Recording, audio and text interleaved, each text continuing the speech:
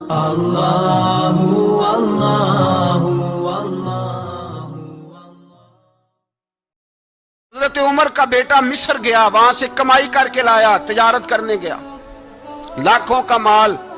کون سا باپ ہے دنیا میں جس کا بیٹا باہر سے پیسے لے کے آئے تو ابا تفصیل پوچھے کہ بیٹا کہاں سے کمائے، کہاں سے لایا، کتنے ملے، کیوں آئے؟ کون سا باپ تفصیل پوچھتا ہے؟ ابا تو کہتا لا صحیح اور تعریفیں کرتا ہے، میرا بیٹا بڑی کمائی کرتا ہے۔ کبھی پوچھا ہے اس سے کہ ڈیوٹی صحیح دیتا ہے کہ نہیں؟ کبھی پوچھا ہے کہ تو ایمانداری کی روزی لاتا ہے کہ حرام کی کماتا ہے؟ یہ باپ کی ذمہ داری ہے، یہ اماں کی ذمہ داری ہے۔ پھر کہتا ہے بیماری کیسے آ گئی، پریشانی کیسے آ گئی؟ تو نے کبھی سوال کیا اپنی اولاد سے؟ حضرت عمر فاروق رضی اللہ تعالیٰ عنہ کا بیٹا مصر سے پیسے کما کے لایا تو جناب عمر نے بلایا، فرمایا بیٹے اتنی تو تیرے پاس راس ہی نہیں تھی، تھوڑے سے تو پیسے لے کے گیا تھا، اتنی کمائی کیسے ہو گئی؟ اتنے تو پیسے نہیں تھے صاحب، کہاں سے کمائی لائے؟ اس نے کہا ابا جی وہ جو میرے چچا ہے نا مصر کے گورنر، آپ کے دوست، انہوں نے میری مدد کی ہے۔ فرمایا جتنے لوگ گئے تھے سب کی ہے مدد اس نے؟ کہا نہیں صرف میری کی۔ فرمایا تیری کیوں کی؟ تیری کیوں کی؟ کہا حضور آپ کے دوست ہیں۔ فرمایا چپ کر، حضور انہوں نے مجھے اتنے پیسے دیے، میں نے کاروبار میں ڈالے تو نفع آیا تو میں ان کی رقم دے کے۔ فرمایا خاموش ہو جا، باقی جتنے لوگ گئے تھے سب کی مدد کی اس نے؟ کہا نہیں حضور صرف میری کی۔ فرمایا اس نے تیری مدد نہیں کی، اس نے خلیفہ کے بیٹے کی مدد کی، اس لیے کہ وہ خلیفہ کو اپنے حق میں نرم کر سکے۔ فرمایا آدھا مال تیرا ہے، آدھا مال غنیمت کا ہے، مال خزانہ کا ہے، مسلمانوں کا ہے، اس لیے کہ تو جو وہاں سے مال کما کے لایا ہے وہ اپنے باپ کے خلیفہ ہونے کی وجہ سے کما کے لایا ہے، لہذا رکھ ادھر۔ یہاں کہتے ہیں کدھر سے آیا، کیسے آیا، کون سا حساب دیں، کیا کریں؟ او بھائی حضرت عمر رضی اللہ تعالیٰ عنہ کا اپنی اولاد کے بارے میں یہ رنگ ہے۔ ایک جنگ سے نا خوشبو آئی، خوشبو بڑی مہنگی ہوتی تھی، عرب میں خوشبو آج بھی بڑی مہنگی ہے، وہ زیادہ استعمال کرتے ہیں۔ میری باتوں کی سمجھ آ رہی ہے میرے بھائیوں؟ بڑی مہنگی خوشبو تھی۔ جب وہ خوشبو آئی تو حضرت عمر نے کہا، گھر میں پہلے پہنچی حضرت عمر کے، چونکہ زیادہ عورتیں استعمال کرتی تھی گھر کے اندر خوشبو، مرد بھی لگاتے تھے۔ حضرت عمر نے اپنی بیوی سے کہا، آپ کی زوجہ تو تھی وہ بڑی خوشبو کو پسند کرتی تھی۔ حضرت عمر نے اپنی زوجہ سے کہا کہ خوشبو لاؤ، میں نے ایک عورت کی ڈیوٹی لگائی ہے، وہ خوشبو تول کے نا تو حصہ برابر صحابہ میں بانٹ دے گی۔ تو آپ کی زوجہ کہنے لگی کسی بی بی کی ڈیوٹی لگانے کی کیا ضرورت تھی، میں جو موجود تھی میں بانٹ دیتی ہوں تول کے حصہ برابر۔ آپ نے فرمایا نہیں تو رہنے دے، وہ فلانی بی بی بانٹے گی۔ کہا حضور میں نے بھی بانٹنی ہے، میرے پہ کچھ حق ہے؟ آپ نے فرمایا نہیں تو تفصیل نہ پوچھ، تو خوشبو دے دے، کوئی اور بانٹے گی۔ خاتون خانہ تھی نا، کہنے لگی نہیں مجھے بھی آج آپ کو بتانا ہی پڑے گا کہ کوئی جو بانٹ سکتی ہے تو میں کیوں نہیں بانٹ سکتی؟ زوجہ کہتی عمر نے بات کی تو میری چیخیں نکل گئی۔ حضرت عمر فرمانے لگے جب تو خوشبو بانٹے گی نا تیرے ہاتھوں کو بھی لگے گی، تیرے دوپٹوں کو بھی لگ جائے گی۔ اگر رب کریم نے مجھ سے سوال پوچھا کہ عمر خوشبو تو مسلمانوں کی تھی، تیری بیوی کے دوپٹے کو کیوں لگ گئی، تو میں اللہ کے حضور کیا جواب دوں گا؟ اگر اللہ نے یہ سوال کیا کہ تیری بیوی نے کیوں لگائی، وہ تو حصہ تھا مسلمانوں کا، تو نے تیری بیوی نے کیوں لگائی؟ تو فرمایا میں نہیں چاہتا کہ اللہ کے حضور مجھے اور تجھے باز پرس ہو، لہذا کسی اور کو بانٹنے دے۔ زوجہ روئی اور تڑپ کے کہنے لگی عمر مجھے لگتا ہے صبح قیامت بھی تیری بیوی ہونے کی وجہ سے اللہ مجھے جنت عطا فرما دے گا، تیری زوجہ ہونے کی برکت سے۔ بھائی یہ معیار رکھا، خدا کی قسم ایسا شخص تاریخ میں دوبارہ نہیں آیا۔ اتنا بڑا آدمی، اتنا بڑا شخص، اتنا بڑا آدمی، اور پھر رنگ یہ ہے کہ عمر 22 لاکھ مربع میل کا حکمران، 22 لاکھ، اور کھجور کے درخت کے نیچے مٹی کا ڈھیلا لے کے سو گئے ہیں، پرواہ کوئی نہیں، کوئی مسئلہ ہی نہیں۔ دو غلام ساتھ بیٹھے تو ایک روٹی حضرت عمر نے گھر سے منگوائی، تھوڑا سا سرکہ، تو غلام کہنے لگے ہم نے بھی کھانی ہے۔ فرمایا کوئی حرج نہیں، روٹی کو پیٹ بھر کے کھانا ضروری تو نہیں، 3 حصوں میں بانٹ لیتے۔ ایک آدمی آیا ہوا تھا مصر کا رہنے والا ملنے کے لیے، اس نے پوچھا عمر کدھر ہے؟ تو کہا وہ ادھر جاؤ مسجد میں بیٹھے ہوں گے. اور واپس آیا تو کہنے لگا وہاں تو 3 غلام بیٹھے ہیں, ایک روٹی بانٹ بانٹ کے کھا رہے ہیں, لگتا ہے کئی دنوں سے روٹی نہیں ملی. کہا 3 غلام تو کوئی نہیں, وہاں 2 ہی تھے, تیسرے تو امیر المومنین تھے. اس نے کہا نہیں نہیں 3 غلام ہیں, کپڑے بھی ایک طرح کے پہنے ہوئے ہیں, بلکہ 2 کے تو پھر صحیح ہیں, تیسرے کے تو زیادہ ماڑے ہیں. کپڑے بھی ایک طرح کے, کھانا پینا بھی ایک طرح کا, اور ان کا نشست برخاست بھی ایک طرح کی ہے, لہذا کوئی فرق نہیں.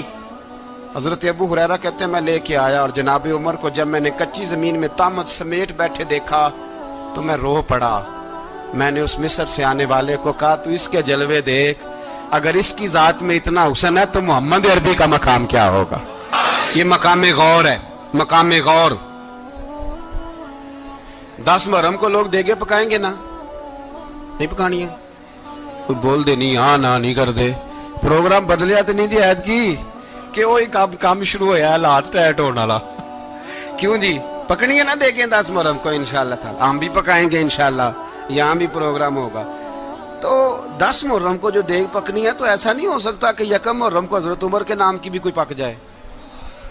اگر امام حسن حسین کے نام کی دیگیں پکیں تو جو امام حسن حسین کے سے پیار کرنے والے ہیں, جو امام حسن حسین سے, ہم لوگوں نے بھی عجیب رٹا اپنایا ہے نا.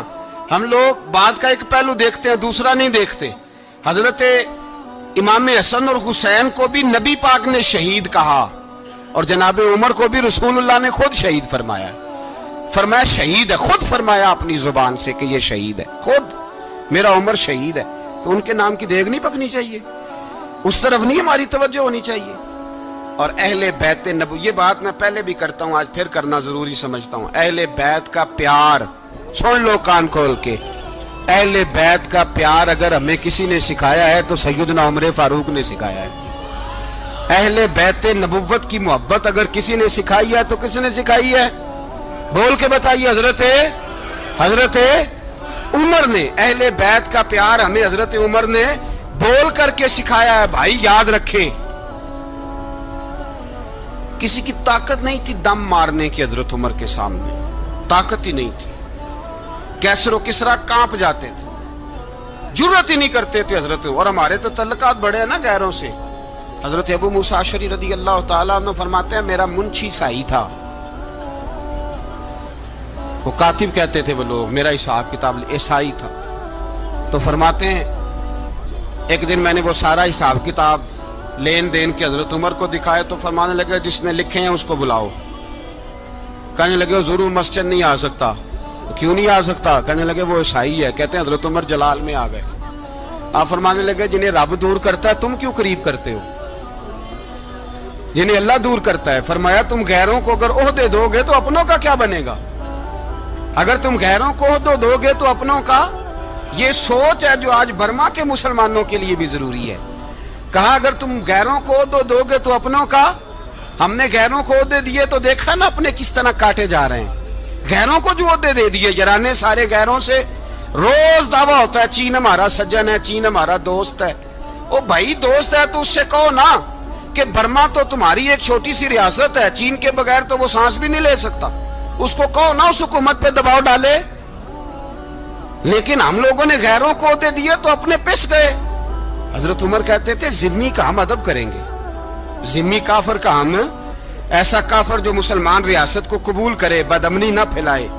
ایک آدمی کو آپ نے دیکھا آنکھوں سے نابینا ہے اور بھیک مانگ رہا ہے, تو حضرت عمر کو نظر آ گیا. فرمایا کون ہو؟ اس نے کہا میں یہودی ہوں. فرمایا بھیک کیوں مانگتے ہو؟ کہا جب تک تندرست تھا مسلمانوں کو جزیہ دیتا تھا, بوڑھا ہو گیا ہوں کیا کروں. حضرت عمر نے گھوڑے کی پشت پہ بٹھایا, کافر کو گھوڑے کی پشت پہ بٹھایا اور بٹھا کے مدینے لائے. حضرت علی شیر خدا وزیر خزانہ تھے. فرمایا علی اس کا وظیفہ جاری کرو. کہا یہ کون ہے؟ فرمایا یہ یہودی ہے لیکن یہ ہمیں جزیہ دیتا رہا, بوڑھا ہو گیا بیچارہ, بھیک مانگنے پہ مجبور ہے, ہماری حکومت کے اندر رہتا ہے, اس کا پورا وظیفہ جتنا خرچہ اتنا وظیفہ لگاؤ.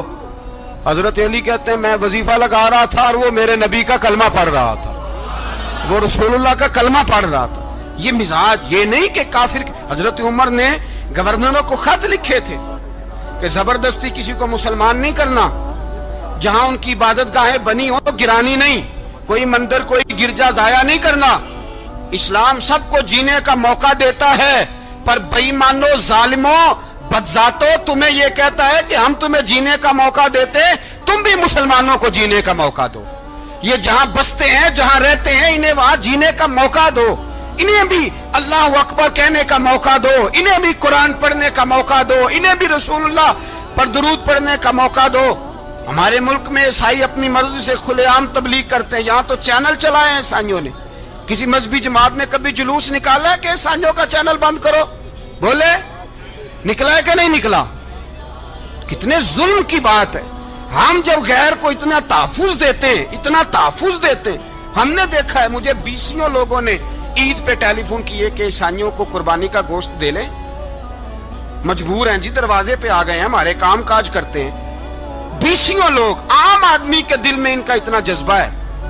वो मसाइल का बयान करना एक अलग बात, लेकिन हमारे दिल काफर के हक में भी नरम हो जाते हैं। तुम किस कदर ज्यादा बेईमान हो और कुफर किस कदर ज्यादा जलील हो गया है कि मुसलमान के हक में नरम होता ही नहीं। और उससे बड़े जलील वो हैं जो इन जलीलों के सपोर्टर हैं।